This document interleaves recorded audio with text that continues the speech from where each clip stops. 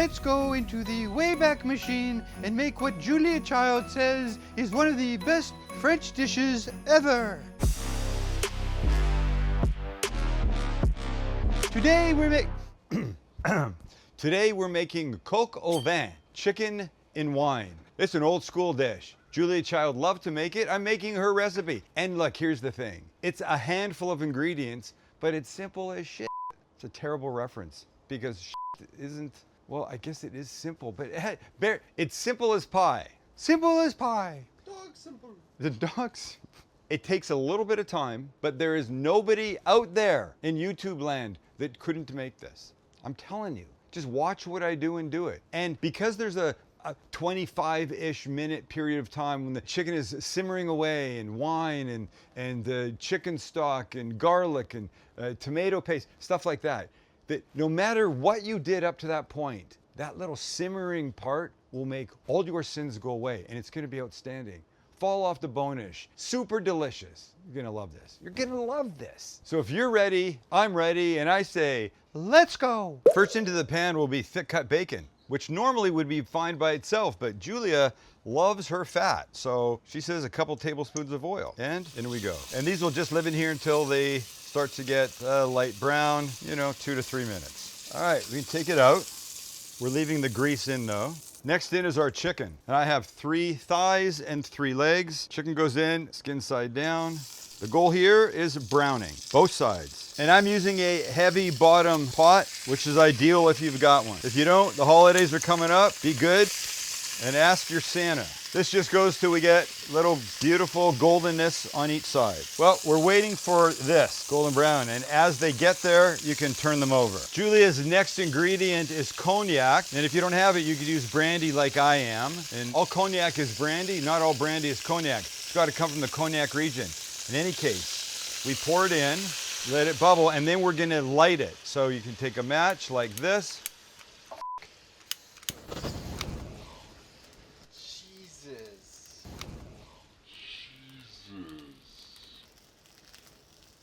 That was so weird. I told ya.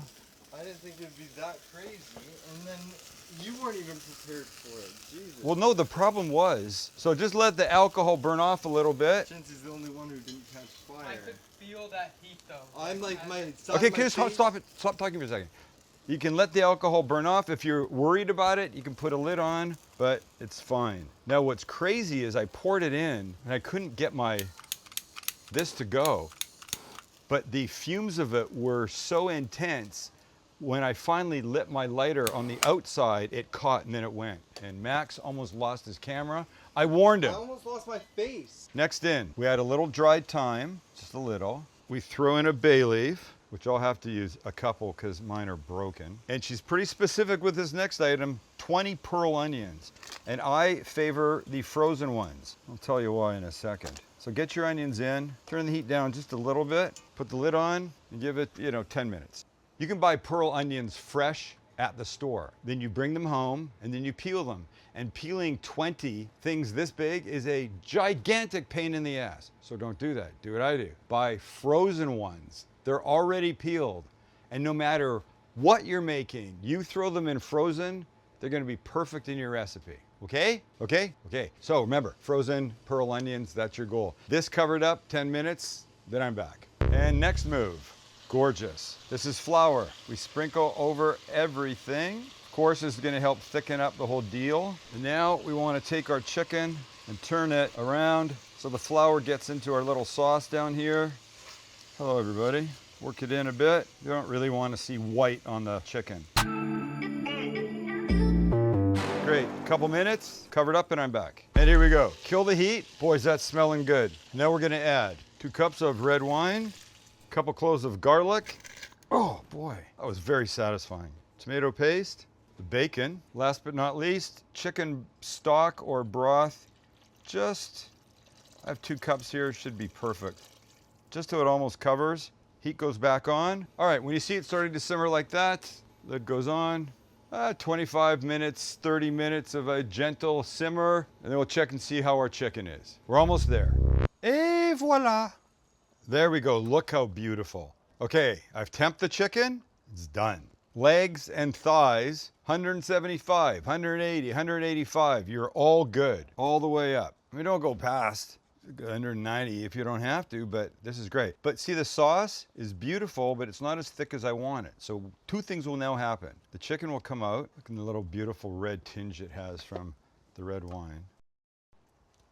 If you could smell what I smell, if you could smell what I smell, the wine, sitting in the pot with the onions and the stuff. Okay, we're gonna keep that warm. We come back to this, turn this back up to a simmer. I'm now gonna add cremini mushrooms that have been quartered. Mix everybody in, leave the lid off, bring this to a simmer, and in about, I don't know, 7-8 minutes, it will reduce a little bit, it'll thicken a little bit, the mushrooms will cook a little bit, and then everything comes together in the most delicious way possible. Well, there you have it. Look how beautiful. Our sauce is thickened nicely. If you want it thicker, let it go longer. Even add a little cornstarch to it. It's all you, bud. I mean, it's all you, Sparky. You can kill this heat. And now your chicken is gonna go back in to just warm back up a little bit, but get the benefit of some of this sauce. Oh, tender, look at, do you see this? That is beautiful. Let's get some on top. Remember our onions? They're perfect. Julia Child may have peeled her own pearl onions. This guy does not. And I think if you're smart, you'll call bullshit on that. You want to bring it to the table like this, bring it to the table like this, serve your guests right there, or let me show you what I like to do. Let's take the chicken. We'll put a couple pieces in. One more like that. Of course, this is important. The bacon, the mushrooms, the onions. It's a huge part of it. And now I made mashed potatoes. Go to thecookingguy.com, search go to thecookingguy.com, search mashed potatoes, and you'll get these beauties. All right, let's do this. Let's just give some more juice, some more of this gorgeous sauce. And I mean, you've watched this now, so you have a sense of what this took. And apart from a little bit of time and effort, ain't nothing complicated here, everybody. Last but not least, a couple thyme sprigs to look beautiful. Et voilà, as she might say. Et voilà, bonjour. Oh, that was my French teacher, Mrs. Arthurs. Well, well, well. Where do you start? Suppose you start with some chicken, right? Look at, let's see what's happening here? The dam broke. And now a little mashed potato. You have to, right? And maybe one mushroom and bacon. And I'm there. Bon appetit. It's like I'm in France. No, it's like I'm in Julia Child's kitchen. She's towering over me. She was a tall woman. She's like 6'2" or something.